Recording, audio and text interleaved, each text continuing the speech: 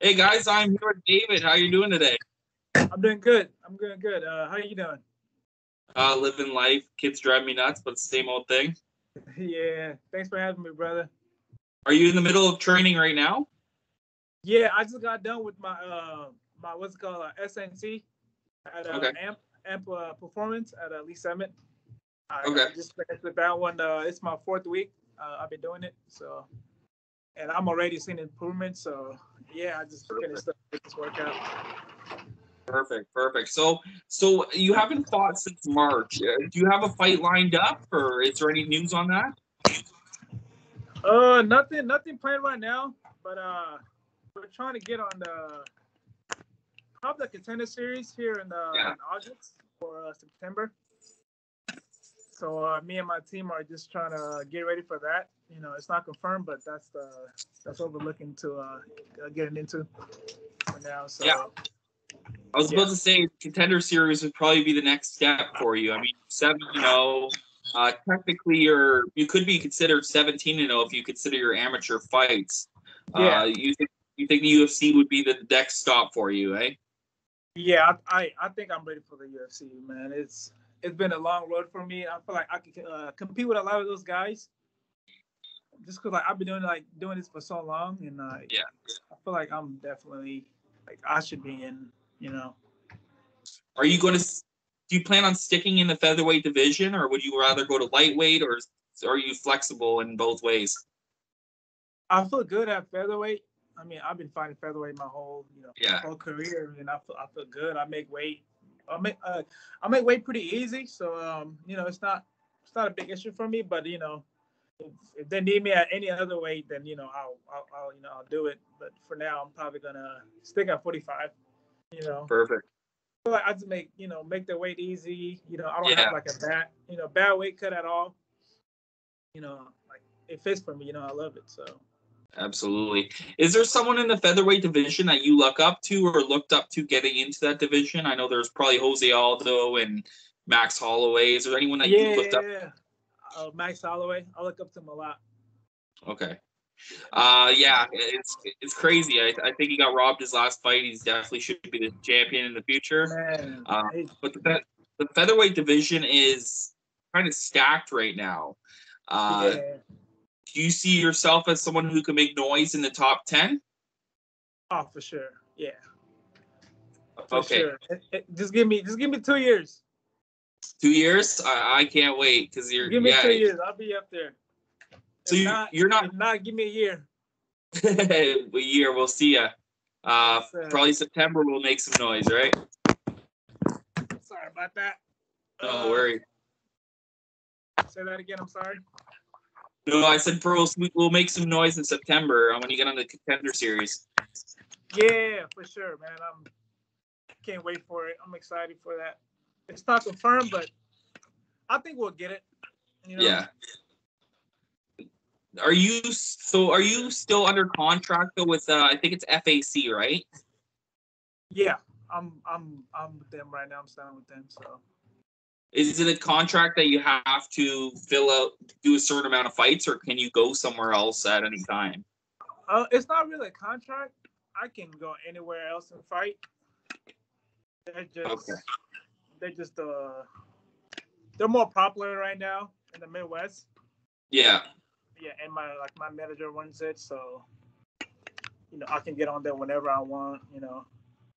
absolutely. It's probably one of the biggest show in the Midwest. Absolutely. Yeah, they're pretty big out there. Yeah, I'll Um, be on track with them. Getting into MMA though, who was your favorite fighter getting into MMA? Was there someone that you like to watch? Like, You talking about local or like the big shows? I'm just talking about like for me when I was growing up, it was Rampage Jackson. Was there someone Uh, that got you into MMA, or what was the backstory of how you got into MMA? so John Jones got me into MMA. Just growing up, just watching UFC fights. After school, before school, always just watching UFC fights. Just growing up, I just love competing. Yeah, Yeah, but I was so young. I couldn't sign up for MMA. You know what I mean? Like I always told myself, when I get when I get older, I want to sign up and try this thing out. You know, and Absolutely. now look where I'm at. You know, it's crazy. You know. 7-0. Yeah. You had a longer amateur career than I see out of other fighters coming up. Was that a choice that you just wanted to get more of amateur fights from your career before you made it pro? Because you made it 17 amateur fights. Yeah, I had was it 12 or 13 amateur fights? I was just trying to get like the experience, and you know, I wasn't like rushing at all to go pro. You know, it was just for me. It was all about learning. You know, I wanted to make sure my grappling was good, my striking was good. I just wanted to be all all level skilled.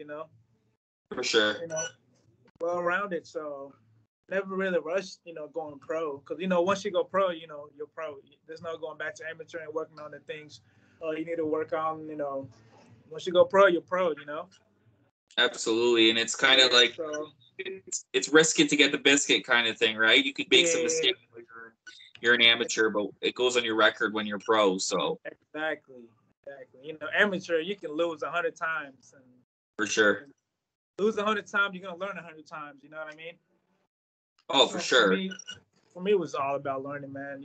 I never really rushed it. Even now, I'm still not rushing. I'm just working. Absolutely. Yeah. So. How do you feel like you actually have quite a bit of finishes on your? So getting into the Contender Series, do you feel there is more of a pressure on you to get a finish, and would that affect you more? Because I find like sometimes if you go to a decision on the Contender Series, they don't end up signing all the fighters. It's like they put in a do or die situation. How do you feel about that? Man, like I'm just gonna go out and do me. Like I've been doing all my fights, man. Just go out there and just have fun. You don't want to go in there and thinking you're gonna do this or do that, because if you think about those things, what if it don't happen? You know what I mean? I don't think about that. I don't, go in there and be like, oh, I'm gonna knock this kid out, in front of Dana White, or I'm gonna do this for the fans, because I don't think about the fans. You know what I mean? I think about me, me and my cornerman and the guy I'm fighting. Just go there and have fun. Whatever happens, happens. But you don't want to overstress, about what you're gonna do. You know what I mean? It's too much, man. It's better off just going there and just do what you love, and it's a fight, and you really know what's you don't know what's gonna happen. Mm-hmm. You know what I mean? It's a fight, it's different, man. You gotta watch out for yourself, right? Yeah, you got the guy you're fighting is trying to take your head off. You're trying to take his head off. You really don't know what's gonna happen. It's a fight, So it's absolutely. I just go in and just do me, man. Like I've been doing. So you don't feel like you will have any stress or more pressure because Dana White's there? Yeah, I don't know, bro. I mean, yeah, I know everybody's gonna be there, but I'm not looking at it like that, because that can really mess with your head. You know what I mean? Sure. What if you're thinking about doing all that? What if you go in there thinking, oh, I'm about to knock this kid out, and then you end up getting knocked out? It's just too much. It's too much overthinking. You don't want to go in a fight like that. You want to go in there focused. For sure. Have the right mentality. Yeah, you don't want to go in there all overthinking and stressed out. So. I think a lot of people don't even consider that. Like when you think of being a fighter, and I always say to people, you guys can have bad sleeps the night before your fight. You could be not feeling well, right? Like people don't understand how much plays into going into a fight. Yeah, man, it's different, man. For me, I'm just focused, man. I get focused, locked in. A day before the fight, fill up, drink your water, stuff like that. Just fill it back up, and you stay focused, and then fight day, you're locked in now. It's fight day. You got to stay real focused. Man, it's a lot, man. It's fight day. Fight day, I get nervous a little bit, but it's a good nerve, Some people get bad nerves, but I get a good nerve, you know what I mean? Which is good. Yeah, so I love it, man, So you love the fighting. Are you? Before I let you go, I got just a quick question. Yeah. Are you still a fan of the fight game? Like, do you still watch it? Are you still a fan that way? Oh man, you talking about just watching like fights? Yeah. Do you enjoy it? So I've talked to some people that will fight, but they don't actually like to even watch it. It's weird. That's crazy because I watch fights all the time. Like, I was just watching fights before I started doing my strength and conditioning. Like I was watching fights while, you know, before what's it called, my workouts. So it helps me, it helps you like just things you need to work on. Just film or watch your favorite fighter and see what he's good at. Like I watch Max Holloway because he's so good at striking, and I can learn from that. But not just Max Holloway, but like any fights. Like there's a fight going on today. I'm gonna watch. It's just good, man. It's good for it keeps you, going, man. Learning new things from other fighters. So I'm always watching fights. What did you think of the Conor McGregor leg break? Man, it's crazy, man. I don't ever pray for somebody's, injury, but I hope he recovers and gets back on track. Yeah, I don't understand the scoring. I don't think that they should have had it. Like it was scored a 10-8 for the first round. I thought it was a lot closer than it was made out to be. I think the judging is horrible, and that's what I really feel bad about for all fighters. Is that you really got to watch out for the judging nowadays. What are your thoughts on judging? And do you think there should be open scoring? Man, I'm not really good with judging. I kind of let the judge do their job. I'm just gonna sit back and watch the fight. So.